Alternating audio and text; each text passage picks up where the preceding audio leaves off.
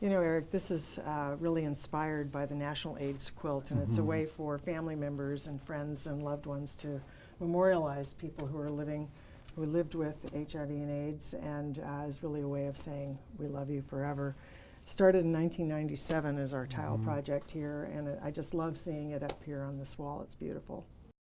I was first hired by the board of directors of the Pierce County AIDS Foundation. The board had already established the organization out of sort of the remnants of a task force that had been established by the health department. And the two people that really are responsible for sticking with it and carrying the message forward were Craig Larson and David Alger. We had a really active board. They were very hands-on.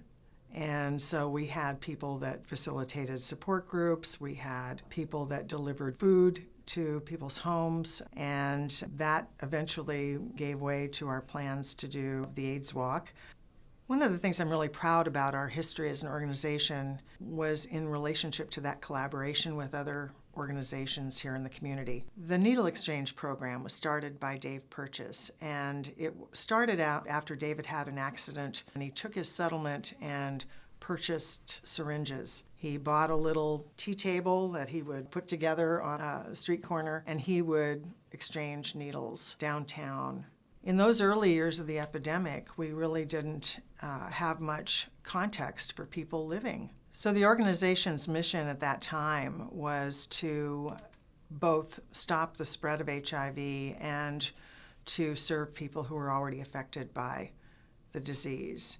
And in that context, we were able to trying to extend the length of life for people we served and improve the quality of that life so that they could live whatever was left of their life with dignity. The community as a whole was not really excited about learning about this disease. They were afraid of it. They didn't know what was in store. Even my own parents. My son was 2 years old when I took the job, and they didn't want me to place my son at risk. In those early years of the epidemic, youth at Oasis would tell me that they didn't know any old gay people. And by old, they meant like over 40. And they didn't.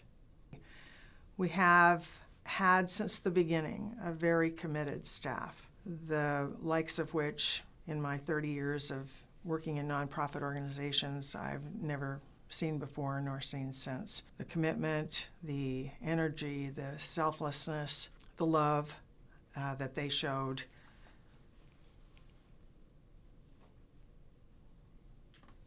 Is memorable.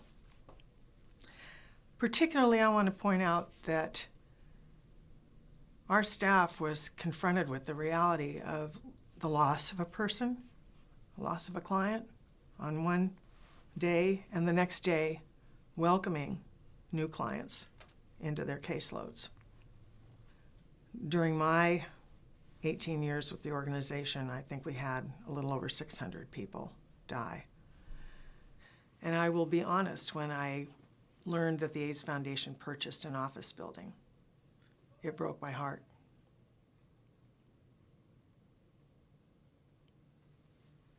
Because it felt like then it was going to continue. That wasn't supposed to happen.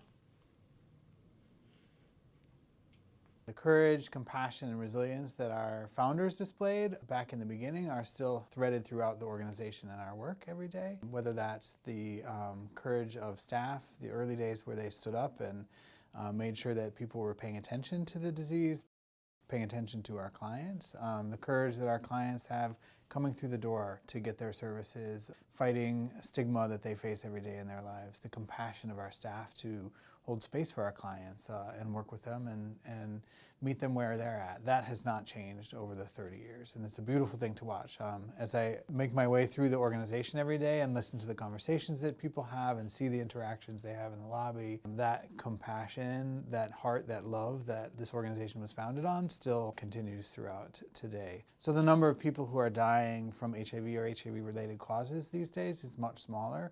We still have clients dying, but that number has decreased. It's not as frequent, it's not as common. Some of the biggest challenges that PCAF faces today are that there's far less awareness of the epidemic than there was in the early days when it was on the news all the time, when people were reading about the epidemic, when there was lots of policy discussions.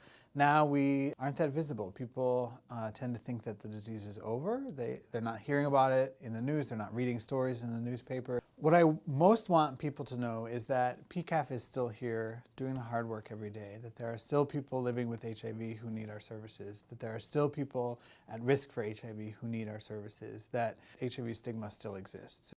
It brings great joy to me, as well as my fellow directors, to know that PCAF is strong after 30 years. Our hope is to continue to move forward and strengthen relationships that will continue to open the doors wider, and that they will see that this organization is truly worthy and that HIV and AIDS is still in need of support.